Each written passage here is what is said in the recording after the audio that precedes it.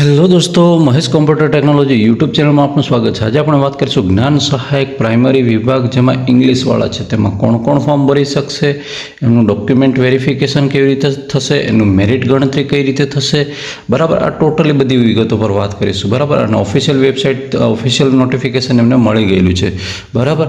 અને છતાંય તમારે મેળવવું હોય તો ક્યાં જવાનું રહેશે, તો જ્ઞાન સહાયકની વેબસાઇટ છે અને ગૂગલ ક્રોમમાં જઈને pre-gyan-sahayak.org એમ લખી દેશો અને પછી અહીંયાથી તમે જાતે પણ ફોર્મ ભરી શકો છો, બરાબર। જો તમને ભરતા ફાવે તો, બરાબર। એમાં કેટલીક બાબતોનું ધ્યાન રાખવું પડશે। આપણી ઓફિશિયલ જે છે ઇન્ફોર્મેશન એ અહીંયા આવી ગઈ છે, બરાબર। હવે એમણે કહી દીધું છે કે કયા કયા ઉમેદવારો ફોર્મ ભરી શકશે। તો અહીંયા અંગ્રેજી વિષયમાં જ્ઞાન સહાયક યોજના પ્રાથમિક અંતર્ગત શાળાઓની અંદર 11 માસના કરાર આધારિત અંગ્રેજી વિષયના જ્ઞાન સહાયકની ભરતી પસંદગી અને પ્રતીક્ષા યાદી એટલે કે વેઇટિંગ લિસ્ટ પણ તમારું પડવાનું છે મિત્રો, બરાબર।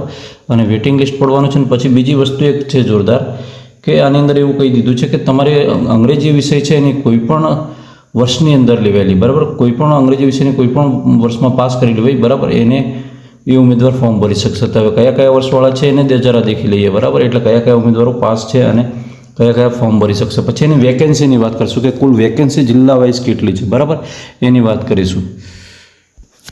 અહીં આપણે લોગિન પર આવી ગયા છે। લોગિન પર આવ્યા પછી તમારે સૌપ્રથમ અહીંયા જો વર્ષ જોવું હોય તો વર્ષની અંદર આ દેખી શકો છો, 23 છે, 17 છે, 11 છે, 14 છે, 15 છે, 12 છે અને 13 છે। એટલે કે ટોટલી અત્યાર સુધીની લેવાયેલી જેટલી પણ ટેટ છે બધી જ ટેટ 2ની અંદર જેમણે ઇંગ્લિશ સબ્જેક્ટની અંદર આપ્યું છે એમાં આ બધાને એ કરવામાં આવ્યું છે। હવે મને ખબર નથી પડતી, જો આટલી બધી સંખ્યાની અંદર જો ઇંગ્લિશવાળાની ડિમાન્ડ હોય તો બાકીના અન્ય સબ્જેક્ટની ડિમાન્ડ હશે જ, બરાબર। પણ એ જગ્યા ક્યાં છુપાઈ ગઈ, ક્યાં સંતાઈ ગઈ ખબર નહીં।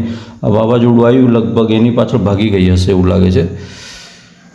હવે આ જે છે એમાં તમને આપણે જે લોગિન વાળું છે એમાં નીચે જઈને રજિસ્ટર કરવાનું છે, એની અંદર જઈને તમે રજિસ્ટર કરી શકો છો। અહીંયા કોઈ પણ વર્ષ છે, માન લો વર્ષ પસંદ કરી લેશો, તમે તમારો સીટ નંબર ટાઈપ કરી દેશો, બરાબર। સીટ નંબર પછી ઈમેલ આઈડી સાચું નાખજો, જન્મ તારીખને બધી ટેટ પ્રમાણે અહીંયા નાખી દેવાની, એક પાસવર્ડ જનરેટ કરી દેવાનો। દાખલા તરીકે પાસવર્ડ @ તમારું નામ પાસવર્ડ છે તો પાસવર્ડ @ પછી કોઈ 2-4 સંખ્યા નાખી દેવાની, બરાબર। એ રીતે તમે એક પાસવર્ડ જનરેટ કરી શકો છો, જે તમને કાયમી લોગિનમાં ફાયદો કરશે, બરાબર। પછી તમારે એની વેકેન્સી કેટલી છે, વેકેન્સી દેખીને તમે છક થઈ જશો કે સર આ શું વેકેન્સી છે, તો એ એક વેકેન્સી બતાવી દઉં તમને જિલ્લા વાઇઝ, ઓકે। હવે વેકેન્સી તમે જોઈ શકો છો, અહીંયા દેખો અમદાવાદની અંદર કેટલી છે તો 217 છે, અમરેલીમાં કેટલી છે 340 છે, આણંદની અંદર કેટલી છે 119 છે, અરવલ્લીની, હવે તમને એમ થશે સર આ તો આ મહેકમના આધારે જનરેટ કરવામાં આવી છે, એટલે આટલી વેકેન્સી છે, તમે વિચાર કરો કેટલી મોટી ભરતી આવવી જોઈએ ખરેખર, બરાબર। તમે અહીંયા નીચે આંકડો બતાવીશ ને છક થઈ જશો, તો એના પરથી એવું લાગે કે ઓલ ઓવર ભરતી તો આપણી 35,000 40,000 જેવી આવી જોઈએ એવું માની શકાય છે, બરાબર। કેમ કે બીજા સબ્જેક્ટવાળા પણ એટલા જ હશે ને, જો ઇંગ્લિશવાળા આટલા થાય છે તો પછી ભાવનગર છે, બોટાદ છે। હવે આની અંદર હેવીમાં કઈ ભાવનગરમાં 444 બતાવે છે, બરાબર। અને કચ્છની અંદર 658 પછી લગભગ આગળ કોઈ ના હોય। દાહોદની અંદર હાલત શું છે જરા જોઈ લઈએ, દાહોદમાં 474 છે, એટલે હેવીમાં હેવી જો દેખવા જઈએ તો પંચમહાલની અંદર 443 બોલે છે અને એ રીતે છે। હવે આ જે જિલ્લાની જે શાળાઓ છે એની કુલ સંખ્યા દેખવા જઈએ તો 8,865 આટલી સંખ્યામાં ભરતી થવાની। તો નગરની ક્યાં ગઈ, નગરની પણ વાત કરી દઈએ આપણે, એની પણ વાત કરી દઈએ। જે સરકારી શાળાની અંદર પ્રાથમિક શાળાની અંદર જે નગરવાળી શાળાઓ છે, બરાબર, એમાં અમદાવાદમાં 130 છે, અમરેલીમાં 4 છે, આણંદની અંદર 15 છે। એ રીતે વેકેન્સી દેખવા જઈએ તો સુરતની અંદર 115 છે, બરાબર। અને નગરની જે કુલ સંખ્યા દેખવા જઈએ તો 456 જેટલી થાય છે અને પ્લસ પેલી એટલે 9,321 જેટલી વેકેન્સી થાય છે। કેટલી? 9,321 જેટલી। તો પછી બીજા અધર સબ્જેક્ટવાળા તમે ગણી નાખો કેટલા થવા જોઈએ, એટલે તો હું કહું છું કે 50,000 ઉપર આંકડો નીકળી જાય, બરાબર। પણ હવે વેકેન્સી આ ગઈ છે તો ખબર નહીં ક્યાં જાય છે। હવે પછી વાત કરીશું, તમારું જે ફોર્મ છે એ ઓનલાઈન શરૂ થઈ ગયેલું છે, બરાબર। અને હવે 4 તારીખથી શરૂ થઈ ગયું છે અને પૂરું ક્યારે થશે તો એની છેલ્લી તારીખ 10 તારીખ છે। અને મેરિટ લિસ્ટ ક્યારે જાહેર થવાનું છે તો 12/8ના રોજ જાહેર થઈ જવાનું છે, એટલે કે 15મી ઓગસ્ટના પહેલાં તમારું મેરિટ લિસ્ટ જાહેર થઈ જવાનું છે। પણ પછી શું છે કે ડોક્યુમેન્ટ વેરિફિકેશન ચકાસણી માટે અને શાળા પસંદગીને રિપોર્ટિંગ માટે તમને 17 તારીખે બોલાવવામાં આવશે, એટલે કે 17 તારીખે સંપૂર્ણ ડોક્યુમેન્ટ લઈને પહોંચી જવાનું રહેશે। હવે એની ડોક્યુમેન્ટ વેરિફિકેશન પ્રોસેસ કેવી રહે છે, બરાબર, અને એની અંદર કઈ બાબતો ધ્યાન રાખવાની રહે છે, અને એક મોસ્ટ ટાઈમ કે તમે અપલોડ જે કરો છો એ ડોક્યુમેન્ટને પણ કઈ રીતે ધ્યાન રાખવાની એની વાત હવે આગળ કરીશું। આપણી લાયકાત તો તમને ખબર પડી જ ગઈ હશે કે જે આપણે જે ટેટ 2 ગમે ત્યારે લેવાયેલી એ આની અંદર રાખવાની છે, બરાબર. અને આને જે અંગ્રેજી વિષયનું જ્ઞાન હોવું જોઈએ ને એ વ્યક્તિને એ કરવામાં આવશે, બરાબર.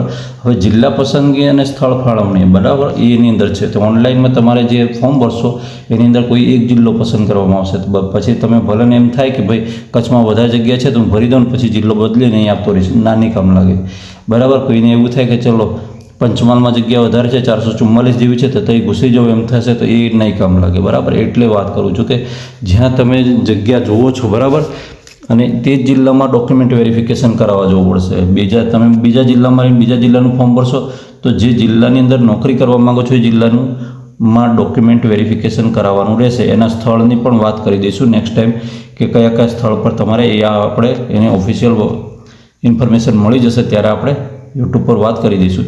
ઉમેદવારની જિલ્લા પસંદગીને આધારે એનું મેરિટ નીકળશે અને પ્રતીક્ષા યાદી તૈયાર થશે, બરાબર. એટલે કે તમે જે ફોર્મ ભર્યું છે એમાં તમે જે જિલ્લા પસંદગી ભરી છે અને એ જિલ્લાની અંદર કેટલા એ સબ્જેક્ટના ઉમેદવાર આવ્યા છે અને એની ટ્રાફિકના આધારે, સમજ્યા, એની સંખ્યાના આધારે એનું મેરિટ નવું જનરેટ થશે.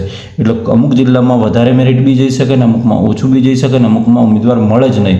મને ખાતરી છે ત્યાં સુધી ઉમેદવારો જ નહીં મળે, મને પૂરેપૂરી ખાતરી છે. અને આના માટે નોન ટાટવાળા લેવાની ફરજ પડશે એવું લાગે છે, કેમ કે જે વેકેન્સી દેખવા જાઓ તો આટલા બધા ઉમેદવાર મળવા લગભગ અઘરા છે, બરાબર.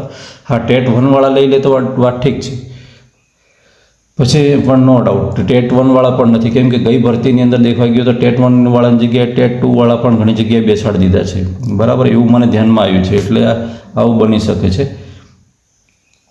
હવે આમાં જિલ્લાવાર જે મેરિટ યાદી તૈયાર કરવામાં આવશે એ યાદીમાં સમાવેશ થયેલ હોય એ ઉમેદવારને પસંદગી ડીવી માટે બોલાવવામાં આવશે. સૂચના જિલ્લા કક્ષાએથી આપવામાં આવશે. નિયત સમયગાળાની અંદર ડોક્યુમેન્ટ વેરિફિકેશન કરાવી લેવાનું આવશે. હવે આપણે 12 તારીખ તો અહીંયા વાત કરી દીધી, 12 ને 17 એટલે 17 ડીવી કરાવી દેવાનું રહેશે. 12 આપણું મેરિટ લિસ્ટ જાહેર થઈ જશે, બરાબર. હવે તમારું માનદ વેતન છે એટલે કે આપણો પગાર છે ફિક્સ રહેશે, 21,000 રહેશે. કેટલો રહેશે? 21,000. અને આપણે વય મર્યાદા તો ભૂકા કાઢી છે 48,000. કેટલી કાઢી છે? 48 વર્ષ. મને 48,000 એમ બોલાઈ જવાનું હતું. હવે ભરવાપાત્ર જગ્યાઓની વાત કરી છે તો અહીંયા છે બધી, અહીંયા આમ વાત કરી છે પણ આપણે 9,000 પ્લસની વાત કરી દઈએ. 9,000 પ્લસની એટલી 9K, આપણી ભાષામાં 9K કહીએ, બરાબર. કરારનો સમયગાળો છે 11 મહિનાનો થશે અને રાજ્ય પરીક્ષા સૂચના કરે ત્યારે ફરી રિન્યૂ થશે. મિત્રો, મને એક ઉમેદવાર છેલ્લા 3 વર્ષથી રિન્યૂ થતો જોવા મળે છે ઇંગ્લિશનો, બરાબર. અહીંયા નજીકમાં જ છે, એટલે આવું છે. હવે તમારા જે ધારાધોરણો છે એ અહીંયા વાત કરી દીધી છે કે આપણે ટેટ 2 પાસ થયેલા હોય છે, 48 વર્ષ હોવા જોઈએ, અને પછી રાજ્ય પરીક્ષા બોર્ડ દ્વારા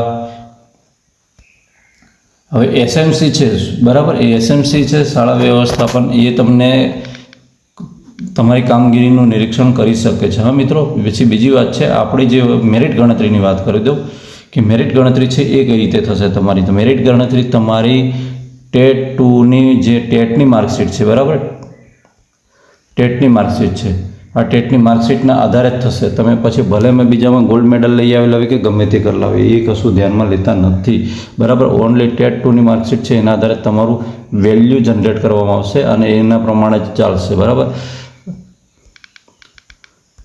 આ રીતે તમારી મેરિટ એ કરવામાં આવે છે. અને ડીવી વખતે તમે જેટલા પણ ડોક્યુમેન્ટ અપલોડ કરો છો, બરાબર, તો એ તમામ ડોક્યુમેન્ટ્સ ત્યાં લેતા જવાનું, બરાબર. એના જો ડિગ્રી હોય કે ટ્રાયલ હોય, અને હા, કોમ્પ્યુટરનું સર્ટિફિકેટ પણ અહીંયા માંગ્યું છે ઉમેદવારે. અહીંયા હું તમને વાત કરી દઉં છું, ક્યાં ગયું છે?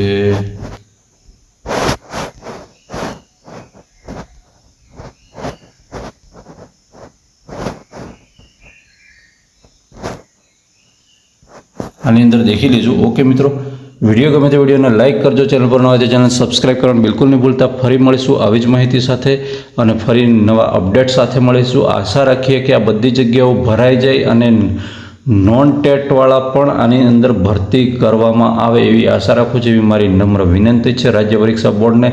હવે આ વેકેન્સી જાહેર થઈ ગઈ છે એટલે ભરવી તો પડશે જ. જય હિન્દ.